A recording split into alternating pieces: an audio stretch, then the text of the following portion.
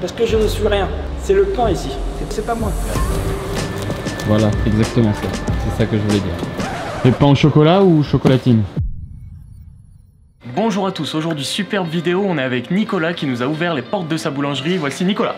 Alors bonjour Nicolas. Bonjour. Comment tu vas? Enchanté. Merci beaucoup de nous accueillir aujourd'hui. Alors est-ce que tu peux nous parler de ton parcours? Hop, avant que Nicolas se présente, je voulais juste vous montrer ça. On a commencé, il est venu me chercher à 2 h du matin. Je m'attendais à mettre un réveil très tôt, mais là j'en ai même pas mis, je me suis même pas couché. Enfin bref, on s'égare pas, dans cette vidéo j'ai pu suivre Nicolas sur toute sa journée. Vous allez voir combien de temps par jour il travaille. Et ensuite je suis revenu pour tourner à l'interview et donc c'est une vidéo qui va mixer les deux. J'espère que ça va vous plaire. C'est rare d'avoir cette figure. Alors, est-ce que tu peux nous parler de ton parcours? Comment t'en as été amené à devenir boulanger au Japon? Au Japon, c'est une opportunité que j'ai eue. Je suis un parcours qui est assez mouvementé. Disons, j'étais intéressé à la boulangerie-pâtisserie depuis l'âge de 8-9 ans. Ah oui, d'accord, c'est une vocation pour toi. Ouais, j'ai une famille qui est assez... qui est pas dans le métier, mais qui essaie de tourner vers tout ce qui est cuisine, tout ce qui est gastronomie. Ouais. Mais on n'est pas du tout dans les métiers de la bouche, on est rien du tout à voir. J'étais dans certaines boulangeries, de pâtisseries, qui, quand j'étais jeune, quand j'avais 9, 10 ans, 11 ans, 12 ans, juste pour aller voir, je suis resté comme ça des heures à regarder, et puis rencontrer certaines personnes qui transmettent la passion, c'est ça. Après, on part au lycée professionnel, et puis fin de troisième, au lycée professionnel, 3 ans, et puis c'est parti. Tu as commencé à travailler d'abord en France? J'ai fait des stages en France. Ouais. Donc j'ai démarré dans une boutique que je remercie, c'est la pâtisserie Le Loup qui était vraiment... C'est eux qui m'ont pendant des stages pendant mes vacances de collège, tout ça, qui m'ont un peu pris sous le bras. Ouais, au collège, les vacances, à chaque fois qu'il y avait des vacances, j'allais chez eux. J'étais pas payé bien sûr, parce que j'y allais pour... C'est la question que j'allais me dire. Non, j'étais pas payé, j'y allais juste pour découvrir le métier. Découvrir le métier. Génial. Et on me dit j'étais pas plus haut que le tour. J'ai un arbre. Donc, bah oui, pour travailler, du coup, c'est à hauteur de... Ma tête a dépassé juste un petit peu. Excellent. Et c'est comme ça qu'on découvre le métier, qu'on regarde les yeux et qu'on est dans une certaine ambiance, parce que chaque saison a des ambiances dans chaque boutique, et qu'on travaille avec des personnes qui sont passionnées, qui partagent les choses, on est obligé d'aimer les choses. Je suis bien passionné, toi aussi. Exactement. Si les gens transmettent bien. Bah oui, bah c'est notamment moi ce qui m'est arrivé un petit peu dans la vidéo. Moi maintenant j'ai envie de devenir boulanger.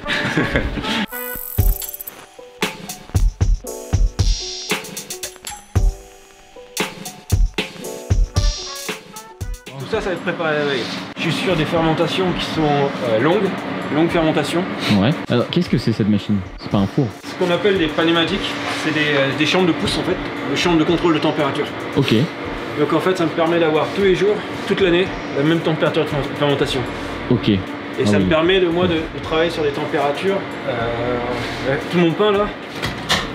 Tout mon pain, et donc il est 2h30 du matin là, il est déjà à 19 degrés. D'accord. Donc ça fait déjà 2 h qu'il est à 19 degrés. Je vais le cuire pas avant 5h30, ou 6 h du matin je vais le mettre à cuire. Donc il va avoir au moins 6 h ou 7 h de fermentation à 19 degrés. Donc il pousse très lent. Ok, oui c'est ça, mais tu peux aussi le faire plus haut pour que ça aille plus vite. Ma boulangerie je la mets un peu plus haut, là ma boulangerie je la passe à 28 degrés quoi. Comme mes pains de mie, ils vont passer qui vont passer autant de temps à 28 degrés parce qu'il y a très peu de levure. Ok. Donc il y a besoin de plus. Parce que c'est une pâte qui est un peu plus ferme que mes pains. Donc ils ont besoin un peu plus de peps. Et elle va faire 6 h de fermentation aussi. Ok. Minimum. Nicolas a partagé énormément sur sa passion et c'était vraiment incroyable. On est arrivé ici, du coup, tu commences à travailler. Est-ce que tu peux nous expliquer un petit peu comment est organisée ta journée de travail? Si on peut appeler ça une journée parce que c'est aussi la nuit. C'est une bonne journée. Mes journées sont... En fait, je travaille vraiment sur de la fermentation longue. Tout est fait la veille. En pâte. En arrivant, je coupe les pâtes, je commence ce qu'on appelle les autolyses, mélange de farine et d'eau qu'on laisse. C'est entre la préparation pour le lendemain et les choses du jour. Ouais, c'est ça que je me suis rendu compte. Moi, je pensais que tout était cadré, tu faisais une tâche, ensuite une autre. Enfin, tu prépares, tu cuis, tu vends, alors qu'en fait c'est vraiment un roulement perpétuel où tout est tout le temps en préparation, tout est tout le temps un peu en cuisson. En fait, chaque boulanger veut faire un certain type de pain. D'accord. Donc dans mon type de pain que je voulais faire, je me suis organisé pour que ça fasse ce mélange-là et que je puisse avoir des temps de repos à mes pâtes pour développer les arômes, pour développer le goût, surtout le goût, plus que de l'aspect. Vraiment des pains à l'ancienne pratiquement. Ouais, c'est ça moi qui m'a frappé, le temps que ça prend, le temps de travail, le temps de repos. Je compare toujours le pain. Il y a beaucoup de personnes qui en parlent. Parce que, en France, il y a un développement sur le vin, sur la passion pour les arômes on fait des dégustations de vin. Il faudrait qu'on fasse des dégustations dans le métier. Je l'appelle à tous mes confrères. Faire des dégustations de pain sur la façon de pétrir, sur les pointages. Les pointages, donc c'est la fermentation, les longueurs de pointage ou de fermentation, les pétrissages, les mélanges de farine. Parce que il y a vraiment des goûts, des parfums qu'on peut comparer à du vin. Oui. Chaque boulanger a son levain, son ferment, son goût, sa fabrication. Pouvoir comparer, c'est vrai que ça pourrait être super intéressant. Moi je l'ai vu en mangeant du coup le pain d'ici, où vraiment si on recherche les goûts, il y a plusieurs goûts qui arrivent, il y a une longueur en bouche, certains pains sûrement n'en ont pas, comme on a avec le vin au final. C'est exactement comme le vin, il n'y a pas de mauvais boulanger, pas de mauvais boulanger, c'est en fonction de la façon de fabrication qu'on a certains pains.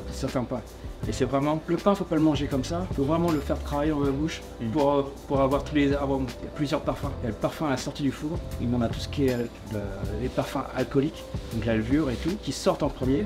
Et après, on a vraiment les goûts qui restent en soirée, quelque chose comme ça, quelques heures après la cuisson du pain, où on a vraiment le goût du pain doit être présent. Ouais, c'est fou comment ça change finalement. Comme on est sur une fermentation, dans tous les cas, comme tu l'as dit, chaque fermentation va être différente en fonction de la boulangerie, en fonction des levures utilisées, etc. etc. Exactement, en fonction des levains, des boutiques et de la façon que le boulanger travaille.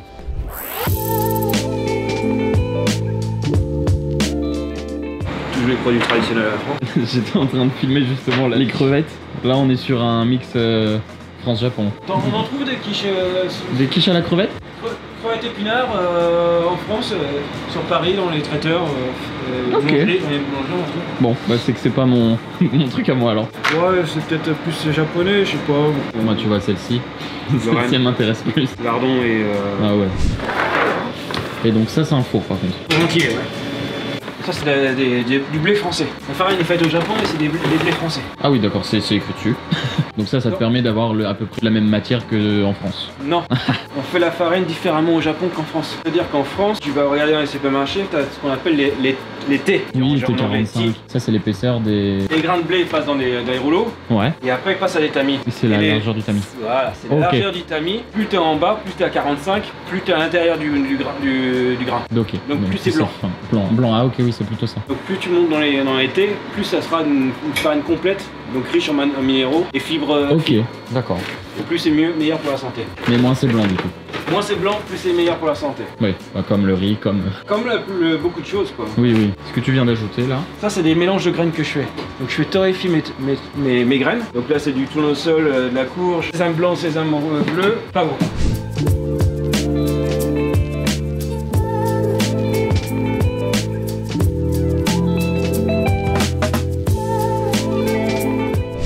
Moi, il y a quelque chose que je voulais te demander, c'est pourquoi, alors j'ai vu certaines vidéos, plein de trucs sur internet, que au Japon, les boulangers commençaient beaucoup plus tard parce que apparemment la clientèle arrivait plus tard. Pourquoi toi tu commences si tôt? Alors déjà je commence si tôt parce que j'ai du boulot. Que j'ouvre la boutique à 9h, que je la ouvre à 7h, je dois être là. Donc pourquoi ouvrir à 7h, à 9h pour que j'ai mon pain qui commence à cuire à Dans tous les cas, tu aurais commencé à la même heure. Mon boulot ne changera pas.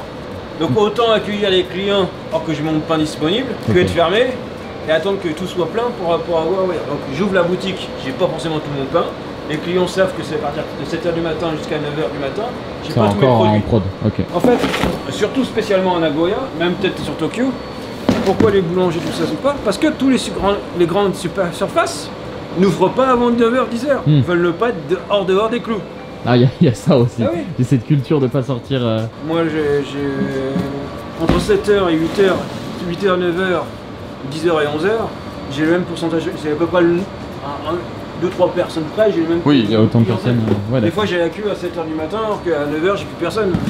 Ok, oui. C'est pas. Il n'y a pas de. Et puis en fonction des jours, c'est différent aussi. Et donc là, tu vas passer toutes les pâtes qui sont là. Ça, c'est toutes les pâtes d'hier. D'accord. Et toutes les pâtes qui sont là, c'est les mêmes? Non, il y en a. C'est de la baguette, ça c'est des campagnes, et ça c'est des sandwichs, je commande. Ça c'est d'autres pains, tout est alvéolé, ça c'est 100% levain. Il n'y a pas de. Ça c'est la fermentation naturelle. Ouais, ça fermente bien.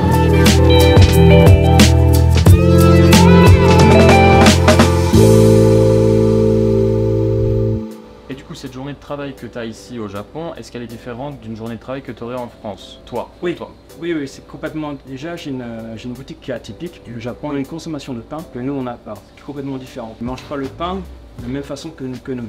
Nous, c'est vraiment surtout principalement de la baguette qui accompagne les repas. Alors que eux, c'est vraiment le pain est considéré comme un repas en lui-même. Donc il faut vraiment, il y a beaucoup de pains développés, plein de sortes pas mal de pains comme ça. J'ai plus de variétés, beaucoup de variétés de pains, mais j'ai très peu de baguettes. Comparé à la tu vends en France. France c'est 80, sans parler de pâtisserie ni viennoiserie. En pain c'est 80% de baguettes et 20% de spéciaux, des complets, des noix, des pains de mie. Oui. Généralement c'est la baguette, on fait que de la baguette. Généralement les boulangers font beaucoup de baguettes. Oui, parce que c'est ça qu'on mange tous les jours. C'est ça. Alors qu'ici, du coup, en termes de baguettes... Non, je suis à 10%, 15%. Ouais, c'est impressionnant. C'est l'inverse. Et ce qui est logique, vu que la baguette est de l'accompagnement. Exactement. Et peut-être qu'ils s'en servent pour faire du sandwich. Au Japon, ils font surtout pas mal de toast. Ouais. Ils me demandaient des tranchants en toast. Il fallait des canapés, des trucs comme ça des soirs. Oui, pour l'habiller, etc.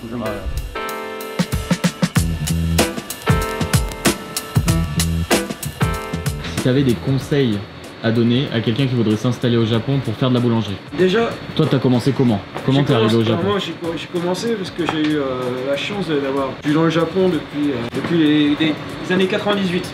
Déjà pour être au Japon, pour travailler au Japon, il faut 10 ans d'expérience dans le métier, dans nos métiers. En dessous de 10 ans, il faut un WAFOLI, vacances-travail. Sans vacances-travail. Mais de toute façon, vacances-travail c'est un an, donc tu peux pas faire tes 10 ans d'expérience en working holiday. Le japonais nous attend pas.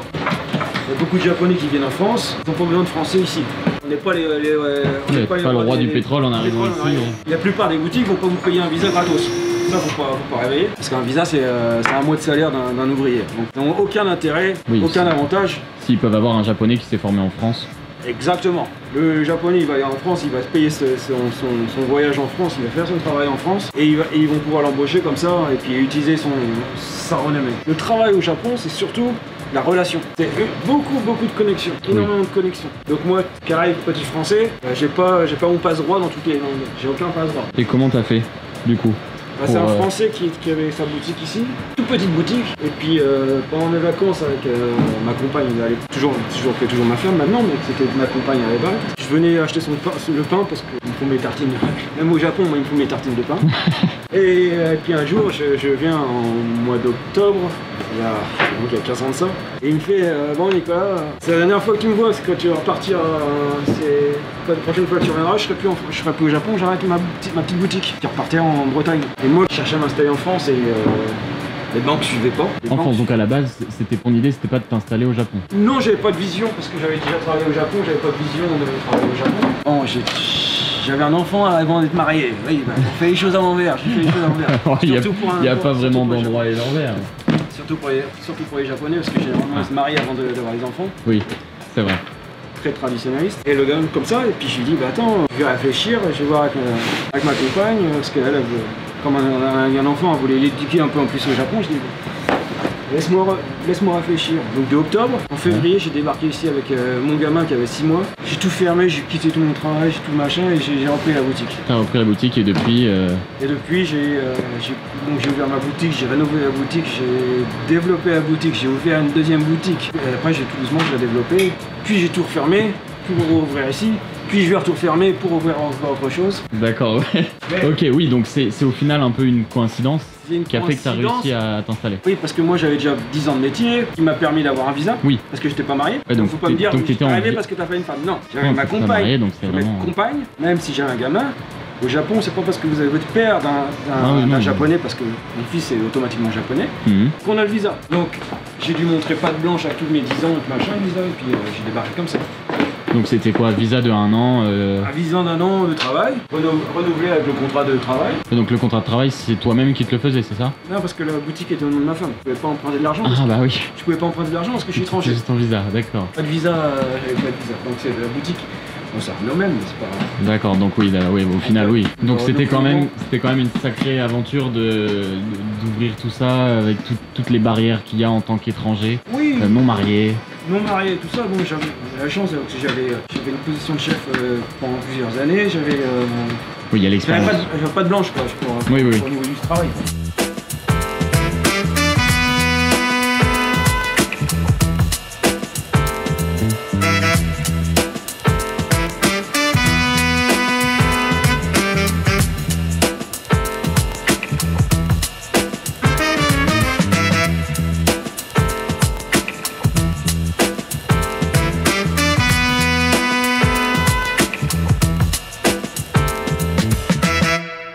J'ai vu que tu travaillais du coup avec des sandwicheries, etc. Est-ce que ça c'est 100%, on va dire, d'étrangers au Japon, par exemple des Français, des Américains, ou est-ce que tu travailles aussi avec des boîtes japonaises de sandwicheries? Je travaille avec un Français, une sandwicherie, et après, je dirais que le Japon il est à 90%, le 95%, il a fait des Japonais. Donc je travaille, il y a très peu d'étrangers qui ouvrent qui ont leur propre boîte. D'accord. Par exemple, sur Nagoya qui représente 2 millions, ça représente Paris, 2 millions 5. 2 millions à 100 000 habitants, 400 000 habitants, bien plus large que Paris, mais c'est la même population que Paris. Il y a peut-être un restaurateur français, un sandwichier français et moi le boulanger français. Donc on n'est que 3 Français d'alimentation sur toute la ville de Nagoya.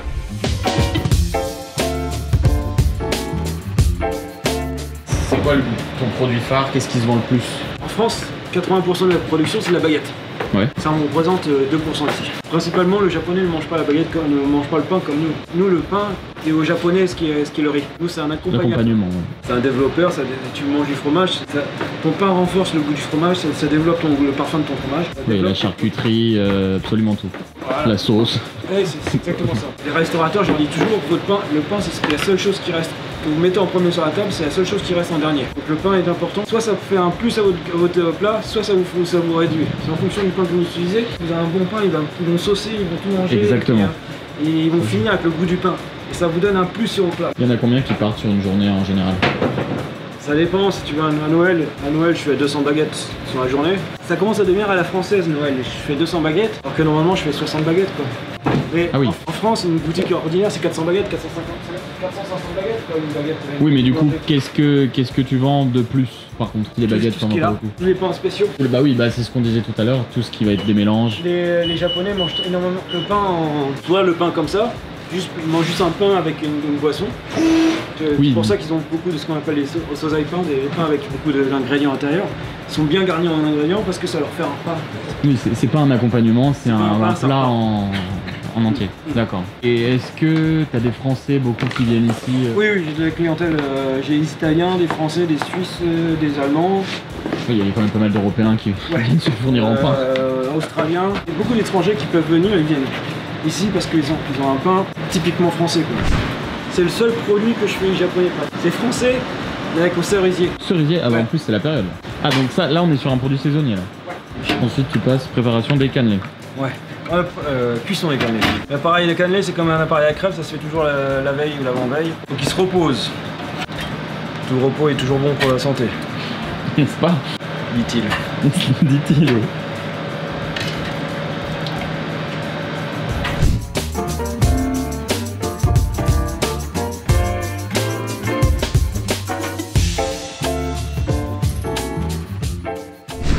J'ai une question dont je connais déjà la réponse.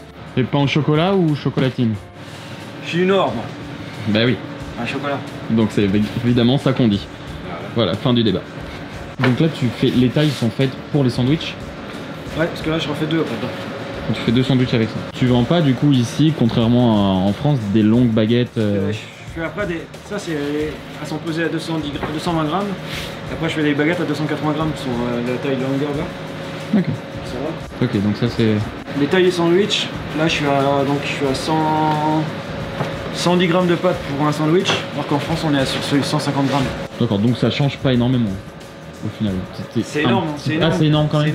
C'est énorme. D'accord.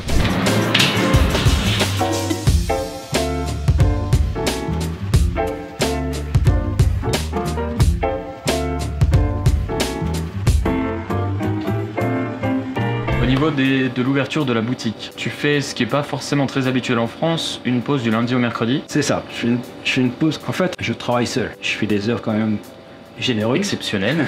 Je fais des heures généreuses dans la journée. Quand Nicolas dit des heures généreuses, c'est qu'il travaille du coup de 2h. Donc on a commencé la vidéo à 2h et il termine aujourd'hui là à 19h. 30, 40, ouais, 20h. Donc de 2h à 20h, il travaille. Voilà, horaire généreuse. Là, je suis spécialement assis pour la vidéo. Et en plus, je le fais faire des pauses. Donc il me faut une journée de fabrication la veille, parce que comme toutes mes pâtes sont faites la veille, avec des pousses lentes. Ça, tu commences quand le mercredi matin. J'essaie de dormir quand même un petit peu. Ah. Je commence à 8h et je finis à 19h, 19h30. Le mercredi. Le mercredi soir. Et après, je rattaque à partir du jeudi. Ah oui, et la 2h ouverte du jeudi du coup. J'ouvre le job du jeudi au dimanche. Ok. 4 jours d'ouverture. Oui, toi tu commences le mercredi. C'est ça. Je commence le mercredi et après le lundi, mardi, des courses, je m'occupe des choses. Ouais. Ouais, non, pas pendant les Aussi, galettes. quoi. Même pas pendant les galettes, je faisais des galettes le lundi, mardi. D'accord. Bah, mais non. C'est. En fait, on peut vivre dans la facilité, prendre des produits congelés, acheter des produits congelés. Oui, j'ai pas ce plaisir d'acheter des trucs congelés. Ouais, je serais peut-être moins d'heures, je serais moins fatigué. Mais j'aurais pas, en fait, tu peux pas dire à mes clients que c'est fait ici. J'ai une façon de réfléchir, c'est qu'on a un métier qui est artisanal. Si nous-mêmes, on commence à acheter de l'industriel, à quoi bon d'être artisanal? C'est vrai. Mais il n'y a pas tout le monde qui réfléchit comme ça, donc c'est très beau et... Bref, je travaille 5 jours, ouvert 5 jours. Je ferai moins d'heures, Oui. j'achèterai. Journalier, ouais. Moi, je serais peut-être moins fatigué, je pourrais faire plus de choses, mais je pourrais pas regarder mes clients. Non, dire, ici, tout est fait. Ouais, là, quand tu dis que c'est fait maison, là, c'est vraiment... C'est fait maison. de A à Z. J'achète pas mon praliné, je fais mes pralinés, je fais mes pâtes d'amandes, tout est fait maison. Absolument. C'est ça, c'est C'est un choix que t'as fait. un choix que je fais. Faut détrier du repos et... Et je l'assume. C'est vrai que j'ai un peu la tête fatiguée, bon, on est dimanche soir. Ouais, bah, c'est la fin de la semaine. C'est la fin de la aussi. semaine. Moi, j'ai dormi toute la journée. Je veux partager ce qui est possible de faire. Donc, tous mes parfums sont vraiment typiquement français. Donc, j'ai aucun produit qui est acheté au Japon japonisé. Ça aussi, tu travailles aussi avec de la farine française pour les baguettes. Farine française, beurre français. Voilà, donc Normand. tout ça, c'est des coûts, j'imagine, en plus. C'est des coûts en plus. Bon, les tarifs sont un petit peu plus chers que les autres boutiques, mais je suis vraiment marqué français. Et peut-être que c'est un petit peu plus cher que les autres boutiques, mais le temps que moi j'ai passé ici, il y a toujours du monde. Les gens ont l'air contents et donc, en fait, je pense que ça dérange pas de payer un petit peu plus cher quand on sait pourquoi on paye. Et à partir de ce moment-là... C'est ce que j'ai dit, je suis français, je sais pas faire du pain franco-japonais. C'est pas mon but. Donc tu t'es adapté, mais sans changer le Je produit me suis brut pas de base. adapté. Au niveau de la production notamment, J'ai changé, j'ai la production, je me suis adapté comme moi je veux. En fait, les pains que j'ai à la boutique, c'est à mon goût. C'est juste la taille qui est beaucoup plus réduite qu'en France, parce qu'en France, on a des pains à 400-500 grammes, alors que là, je suis à 200 grammes, je suis à 150-200 grammes. enfin, la consommation n'est pas la même. C'est parce que la consommation n'est pas la même, donc j'ai changé un peu. Bon, je me suis adapté un peu avec les farines, mais parce que les farines sont faites au Japon, donc on n'a pas la même fabrication de farine au Japon qu'en France. Parce qu'on Il y a des champs de blé au Japon. surtout Hokkaido, c'est la Normandie japonaise. Ils ont des japonais. Ils font la crève, etc. Ils font le beurre, ils font des camemberts. Oui, avec l'appellation camembert, ça a été vendu par les Français, mais ça n'a rien à voir avec Ouais, bon, faudrait goûter. On fera une autre vidéo avec un fromage.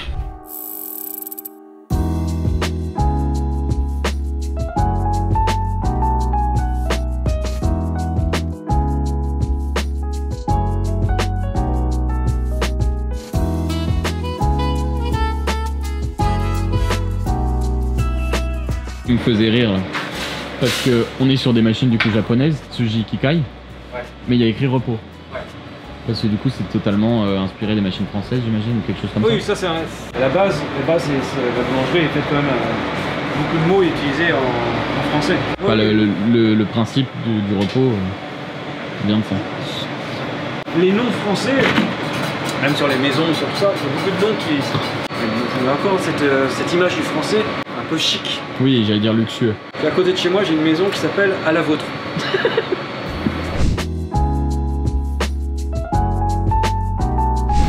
Là, tu vas le voir. Si tu as beaucoup de gluten, tu auras le pain qui va complètement gonfler comme ça. Mais les miens vont gonfler un tout petit peu. Parce que le gluten, je travaille à force de gluten. Plus tu forces ton gluten, plus ton gluten a de la force, moins il est digestible. Et plus Ouais. il va monter. Plus il va monter, plus tu as Ok. de volume. Ce que veulent les industriels. Ils veulent beaucoup de volume parce que tu as de l'œil. Plus tu gonfles, plus ça devient du vent. Plus ton estomac le digère. Mais ne l'assimile pas. Ok, d'accord. Faut pas confondre digestion et assimilation. Le gluten n'est pas assimilé et t'apporte des problèmes digestifs. Oui, bah oui, vu qu'il est pas... Parce que le gluten n'est pas digestible à l'étape comme ça. C'est le corps humain qui le digère pas. Donc plus tu fais un gluten fort, et plus tu as un risque de déclencher des allergies. Le gluten est détérioré. Oui, donc du coup la digestion est beaucoup plus simple. Exactement. Ah. Donc,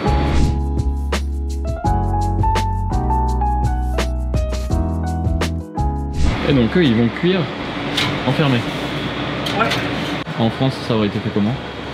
Généralement, on les a ouverts. Oui, et ils poussent... Ah oui, la fameuse forme de pain de mie, quoi. Je sais pas quoi. C'est un peu ça ressemble à un champignon au final. Ça, c'est la connerie que j'ai inventée. C'est-à-dire? Non, en fait, au Japon, il faut toujours ce qu'on appelle le osume. Donc, dans n'importe quelle boutique, Quand on va dans une boutique, on demande au semaine. Tous les Japonais demandent au semaine. Je fais ça aussi. Quand tu sais pas quoi faire. Quand tu sais pas lire une carte et tout ça, tu demandes au sommet. C'est la spécialité un peu du truc. C'est pas une spécialité que j'ai fait, c'est un produit que j'ai fait spécialement pour ici. Ça du coup. Eh ben on verra après. Pause. Ça c'est du coup c'est un truc que j'ai lancé, que j'ai réfléchi en faisant une petite course à pied. Entre les céréales, les fruits secs et tout ça, c'est un peu c'est riche en fibres, c'est riche en minéraux, c'est bien quoi. C'est un pain qui se mange avec du fromage, il peut se manger avec du fromage, il peut se manger avec du vin, juste toasté avec de la confiture le matin, il peut avoir plusieurs emplois. C'est ce que j'appelle un pain à moineau, avec plein de céréales. Rien à voir, mais c'est vrai que du coup, ils ont pas bougé. Enfin, ils ont pas. Ils ont pris très peu de volume. Par rapport. Ouais, c'est ça, hein. Si tu fais une photo. Ils avaient déjà monté un petit peu de base. Si tu couples ta vidéo, tu fais une photo avant cuit et après cuit, tu vois qu'il va prendre. Ils ont pris juste un tout petit peu de volume. Eh ben, on fera exactement ça maintenant. Ça fait un peu plus de volume, tu vois. T'as pas eu grand chose en volume, donc le gluten est faible.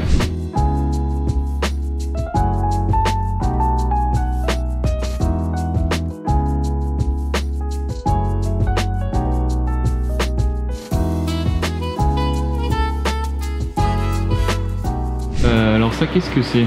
Des brioches. Des brioches. Ce qu'on appelle les brioches parisiennes, la tête. Ça aussi, j'ai une bonne avec ça. Ils ont du mal à dire tête. Ils disent tête-o, baguette-o. Ouais, baguette-o. Tout est. Ils disent pas. Oui, le te, ils ont du mal. C'est toujours des taux. Donc j'avais un boulanger, un jeune, il a 20 ans, 21 ans. Il me disait pas baguette, brioche à tête, il me disait brioche à téton. Quand tu me disais, j'ai entendu, tu disais téton, alors je lui ai expliqué, tu sais ce que c'est téton en français?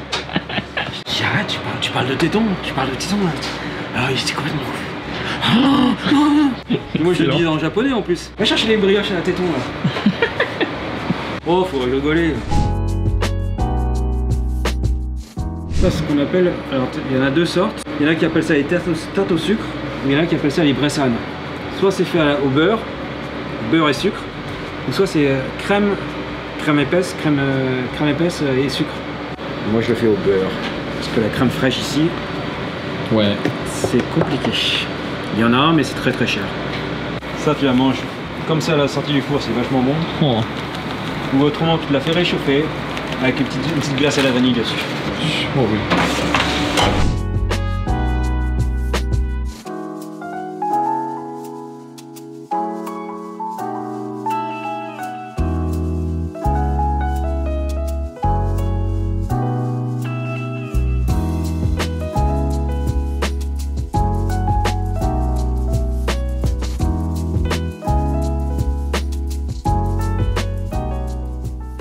Beurre, bon beurre, le pas bon de la beurre. graisse, c'est du beurre. Quand j'ai ouvert ici la première boutique, je faisais 2 ou 3 escargots par jour. Je faisais 6 croissants. Donc j'ai repris une boutique, mais je faisais ça en quantité. Je fais 3 Queen Yaman. Maintenant je suis à 90, 100 croissants par jour. Les escargots, je suis à 36 escargots par jour. Et c'est quoi qui s'est passé? Les Japonais en mangent plus? Non, c'est avec le temps, je fais ma clientèle, beaucoup des télés. Les télés ça porte du monde, puis du travail. Il n'y a jamais rien sans rien. Ben ça. Ensuite, le soleil et la ville se réveillent, et avec eux, les employés de la boutique qui commencent à se remplir de viennoiseries et pains en tout genre. Pendant que Nicolas continue sa production, les employés s'affairent à mettre la boutique en place, mais aussi préparer les sandwichs. Parce que oui, Nicolas a préparé le pain, mais il faut maintenant les garnir.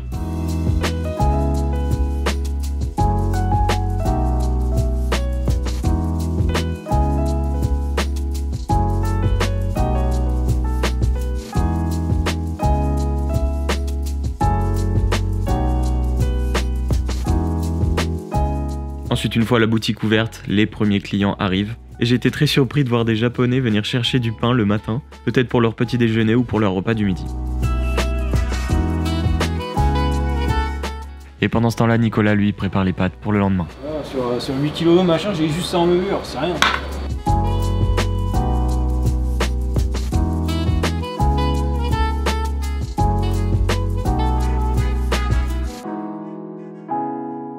Et en ce qui me concerne, il va bientôt être l'heure d'aller au lit, parce que j'en peux plus.